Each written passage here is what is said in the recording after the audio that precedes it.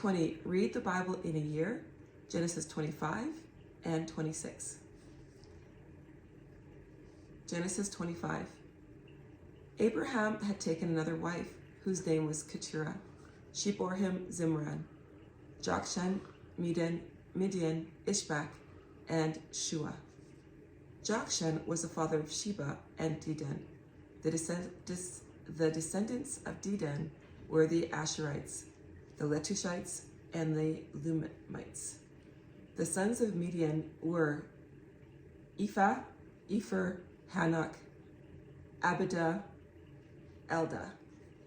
All these were descendants of Keturah. Abraham left everything he owned to Isaac. But while he was still living, he gave gifts to the sons of his concubines and sent them away from his son Isaac to the land of the east. Abraham lived 175 years. Then Abraham breathed his last and died at a good old age, an old man and full of years, and he was gathered to his people. His sons Isaac and Ishmael buried him in the cave of Machpelah near Mamre, in the field of Ephron, son of Zohar the Hittite, the field Abraham had bought from the Hittites. There Abraham was buried with his wife Sarah. After Abraham's death, God blessed his son Isaac, who then lived near Beer Lahai Roi. This is the account of the family line of Abraham's son Ishmael, whom Sarah's slave Hagar the Egyptian bore to Abraham. These are the names of the sons of Ishmael, listed in the order of their birth. Nebaioth, the firstborn of Ishmael, Kedar, Abiel, Mibsam, Mishpah, Duma, Massa, Hadad, Tema, Jetur, Naphish, and Kedemah. These were the sons of Ishmael, and these are the names of the 12 tribal rulers according to their settlements and camps. Ishmael lived 137 years. He breathed his last and died, and he was gathered to his people. His descendants settled in the area from Havilah to Shur, near the eastern border of Egypt, as you go toward Asher, and they lived in hostility toward all the tribes related to them. This is the account of the family line of Abraham's son Isaac. Abraham became the father of Isaac, and Isaac was 40 years old when he married Rebekah, daughter of Bethuel, the Aramean from Paddan Aram, and sister of Laban the Aramean. Isaac prayed to the Lord on behalf of his wife, because she was childless. The Lord answered his prayer, and his wife Rebekah became pregnant. The babies jostled with each other within her, and she said, "Why is this happening to me?" So she went to inquire of the Lord. The Lord said to her, "Two nations are in your womb, and two peoples from within you will be separated. One people will be stronger than the other, and the older will serve the younger." When the time came for her to give birth, there were twin boys in her womb. The first to come out was red, and his whole body was like a hairy garment. So they named him Esau. After this, his brother came out with his hand grasping Esau's heel. So he was named Jacob. Isaac was 60 years old when Rebekah gave birth to them. The boys grew up, and Esau became a skillful hunter, a man of the open country, while Jacob was content to stay at home among the tents. Isaac, who had a taste for wild game, loved Esau, but Rebekah loved Jacob. Once when Jacob was cooking some stew, Esau came in from the open country famished.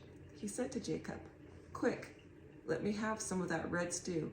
I'm famished." That is why he was also called Edom. Jacob replied, "First sell me your birthright." "Look, I am about to die," Esau said. "What good is the birthright to me?" But Jacob said, "Swear to me first." So he swore an oath to him, selling his birthright to Jacob. Then Jacob gave Esau some bread and some lentil stew. He ate and drank, and then got up and left. So Esau despised his birthright. Genesis chapter 26. Now there was a famine in the land, besides the previous famine in Abraham's time, and Isaac went to Abimelech, king of the Philistines in Gerar. The Lord appeared to Isaac and said, "Do not go down to Egypt. Live in the land where I tell you to live. Stay in this land for a while, and I will be with you and will bless you. For to you and your descendants I will give all these lands, and will confirm the oath I swore to your father Abraham. I will make your descendants as numerous as the stars in the sky, and will give them all these lands. And through your offspring, all nations on earth will be blessed, because Abraham obeyed me and did everything I required of him, keeping my commands, my decrees, and my instructions." So Isaac stayed in Gerar. When the men of that place asked him about his wife, he said, "She is my sister," because he was afraid to say, "She is my wife." He thought the men of this place might kill me on account of Rebekah, because she is beautiful. When Isaac had been there a long time, Abimelech, king of the Philistines, looked down from a window and saw Isaac caressing his wife Rebekah. So Abimelech summoned Isaac and said, "She is really your wife. Why did you say she is my sister?" Isaac answered him, "Because I thought I might lose my life on account of her." Then Abimelech said, "What is this you have done to us? One of the men might well have slept with your wife, and you would have brought guilt upon us." So Abimelech gave orders to all the people, "Anyone who harms this man or his wife shall surely be put to death." Isaac planted crops in that land, and the same year reaped 100-fold, because the Lord blessed him. The man became rich, and his wealth continued to grow until he became very wealthy. He had so many flocks and herds and servants that the Philistines envied him. So all the wells that his father's servants had dug in the time of his father Abraham, the Philistines stopped up, filling them with earth. Then Abimelech said to Isaac, "Move away from us. You have become too powerful for us." So Isaac moved away from there and encamped in the valley of Gerar, where he settled. Isaac reopened the wells that had been dug in the time of his father Abraham, which the Philistines had stopped up after Abraham died, and he gave them the same names his father had given them. Isaac's servants dug in the valley and discovered a well of fresh water there. But the herders of Gerar quarreled with those of Isaac and said, "The water is ours." So he named the well Esek, because they disputed with him. Then they dug another well, but they quarreled over that one also. So he named it Sitnah. He moved on from there and dug another well, and no one quarreled over it. He named it Rehoboth, saying, "Now the Lord has given us room, and we will flourish in the land." From there he went up to Beersheba. That night the Lord appeared to him and said, "I am the God of your father Abraham. Do not be afraid, for I am with you. I will bless you and will increase the number of your descendants for the sake of my servant Abraham." Isaac built an altar there and called on the name of the Lord. There he pitched his tent, and there his servants dug a well. Meanwhile, Abimelech had come to him from Gerar with Ahuzath, his personal advisor, and Phicol, the commander of his forces. Isaac asked them, "Why have you come to me, since you were hostile to me and sent me away?" They answered, "Well, we saw clearly that the Lord was with you. So we said, there ought to be a sworn agreement between us and you. Let us make a treaty with you, that you will do us no harm, just as we did not harm you, but always treated you well and sent you away peaceably. Now you are blessed by the Lord." Isaac then made a feast for them and they ate and drank. Early the next morning, the men swore an oath to each other. Then Isaac sent them on their way, and they went peacefully. That day, Isaac's servants came and told him about the well they had dug. They said, "We found water." He called it Sheba. And to this day, the name of the town has been Beersheba. When Esau was 40 years old, he married Judith, daughter of Beeri, the Hittite, and also Basemath, daughter of Elon, the Hittite. They were a source of grief to Isaac and Rebekah. Well, what's that old proverb? The apple doesn't fall far from the tree. It's pretty amazing. We see Isaac doing the exact same thing that his father did, Abraham. He says, "Rebekah is my sister and not my wife."